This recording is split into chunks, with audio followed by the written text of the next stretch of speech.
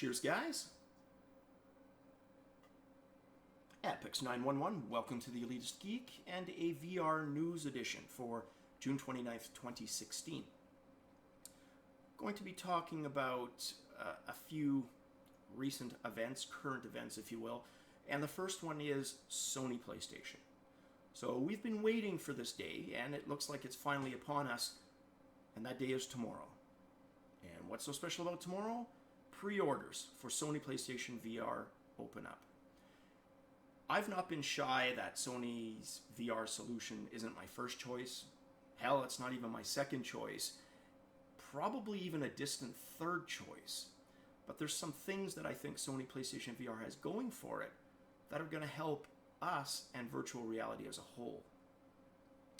There's always skeptics. Skeptics with any technology and any platform. And where I think skeptics can be most dangerous is in virtual reality, because opinions can be formed void of experience or devoid of experience. So you can get people who are really down and dissing, virtual reality, super negative about it, but they've never tried it. And that is going to be one of the strengths. Just like virtual lawn bowling was all the rage with people and their families on the Wii. A lot of people who would never have considered themselves gamers started to call themselves gamers, using the Wiimote for, stuff like knitting and lawn bowling and marbles and whatever the hell they did. Sure, at some level, I guess you could call them gamers. Fair enough. But you and I know the truth. The truth is, it was really fad-based, right? We sold a ton of consoles to these people, but then the gaming market for Wii struggled. Why? Because most of these people were playing the handful of Wiimote-centric minigames that were out there. Whether they were doing crossbow stuff with Link, whether they were doing, the Wii Sports and the Play and the Fit, it was all stuff that kind of centered around the gimmick, the fad of it. And that just didn't translate into sales for regular AAA titles. Are we going to see the same thing with Sony VR? Well, yeah, but differently. Because the beauty is you tend to connect consoles to central locations in your house, right? Family, friends, they're going to see that. Of course there's exceptions. PCs get connected to large TVs. I've got my PC connected to the large TV, admittedly mostly for movies, media, right? But I do play the odd game on my Xbox wireless controller. So it's not unheard of, but it tends to be more of a rule for consoles that they get connected to centrally located TVs. That alone is going to do so much good for virtual reality. There's going to be skeptics in every family, friends that are skeptics of any given family member. They're going to see Sony PlayStation virtual reality. They're going to be either forced to try it on their own volition, whatever. Name the excuse. They're going to try it, and they are no longer going to be skeptics. They may still not think it's the best thing, but come on, these guys are going to walk away somewhat impressed, because I haven't seen a skeptic yet that's walked out as negative as when he walked in to try VR. So pre-orders open up tomorrow. The console actually is going to go on sale October 13th. Of course, just in time for the holiday season, so they've marketed that pretty well. $399 US for the hardware. But don't forget, you're also going to get a Move, and that's the controller and the camera. So combined, that's another $120. So you're up over $500 US, and that doesn't get you started with really much. You're still going to have to buy games, etc. So don't be too quick to say that PlayStation VR is the cheap solution, because it can rack up pretty good on its own.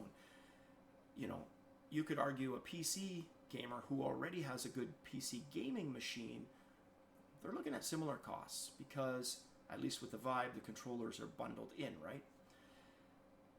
So from getting it out there, kind of critical mass point of view, I think it's fantastic. And just to be able to review games for you guys and show you guys features, I will sign up for a pre-order. So, you know, as with the Rift and the Vive, I'm going to let you guys know about that process, and let's see how long it takes. Am I going to get one day one in October? We'll see. So that's PlayStation VR. And then back on the PC side of things, there is a PC game maker called Falcon Northwest that I used to just daydream and fawn over when I would read PC Gamer magazine, right? Or some of those old PC game magazines. They were pretty much on every advertisement page, and they had the hot smoking rigs of the day. P90s, P120s, sometimes even overclocked, always with a fast video card. Well, they're back. So in the interest of reporting the obscene alongside the not so obscene, I think it's my duty to point out the features of the Falcon Northwest. So it comes with a 1080 video card, 32 gigabytes of RAM, 512 gigabyte SSD drive, a 4 terabyte conventional mechanical hard drive, and a 1000, or simply put, kilowatt power supply. For the low price of $3,149 US.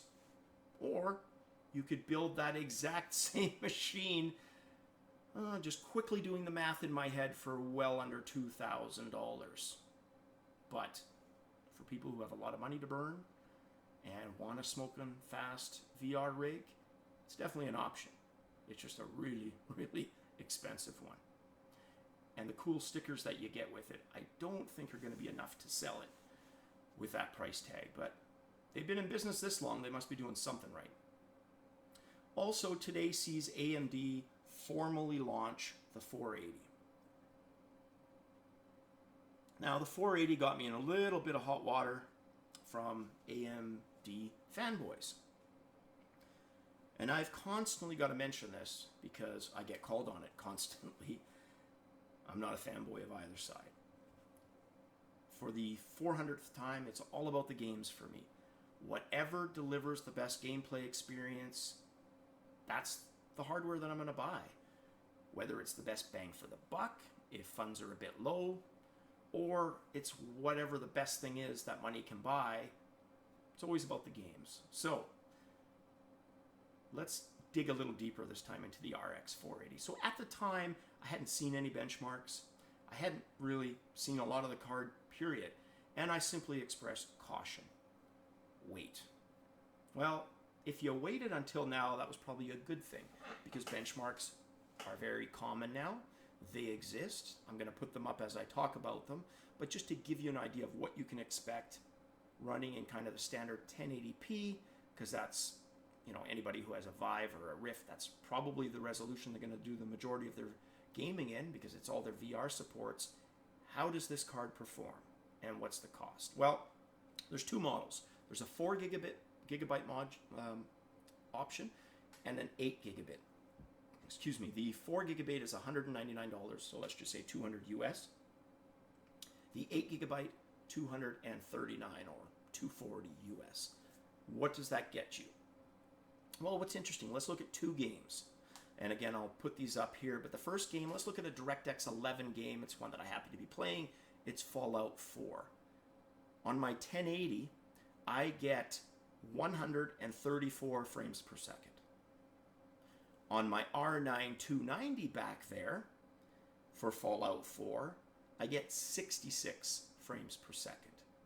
Well, the RX 480 kind of falls, not quite in the middle, but more towards the bottom of where the R9 290 is. It comes in at 86. So 1080 does 134 frames per second, the 480 86 frames per second, and the R9 66 frames per second. That's all options for 1080p cranked to maximum. And doesn't take into account stuff like Crossfire or SLI. It's just card to card. In DirectX 12, we're looking at the 1080 for Rise of the Tomb Raider as our 1080 DirectX 12 game. 131 frames per second, 1080. 63 frames per second, RX 480. 57 frames per second R9 290. So you can see in that specific benchmark, it's almost neck and neck with the R9 290. So you got to ask yourself, what's the eventual goal of that purchase for yourself? What are you buying it for? There can be no doubt about it. It is an awesome budget card. Fantastic. You could also argue it has the potential to be an awesome high-end solution if you're just looking at raw frame rate and low cost. You could, at some point, the thought is going to be running them in Crossfire. 2 in Crossfire is going to come close to your 1080, sometimes beat it. Haven't seen those benchmarks yet of it in Crossfire to substantiate that, but those are the early claims, right? So we'll wait and see. We'll see if they actually come close to that, and I will report on it when they do.